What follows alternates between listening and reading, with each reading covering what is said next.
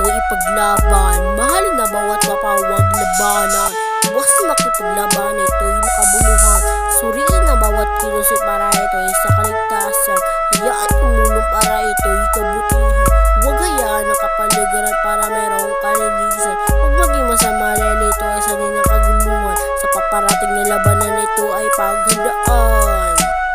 Ipagtanggol at mahalin ang pamahalaan. Ipagtanggol at mahalin ang pamahalaan. Maging alerto para kay di pagdudahan.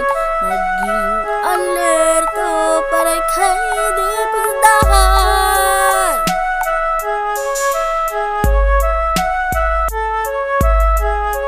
Humanap na paraan para ito'y pagsisasaw. Punitin ang sidula para sa katipunan. Huwag ng kasalanan gawing gabusahan.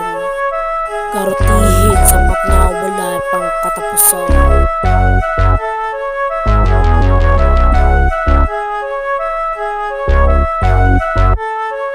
Ipagtanggol ang pamahalaan. Huwag hayaan kapaligiran para mayroong kalinisan.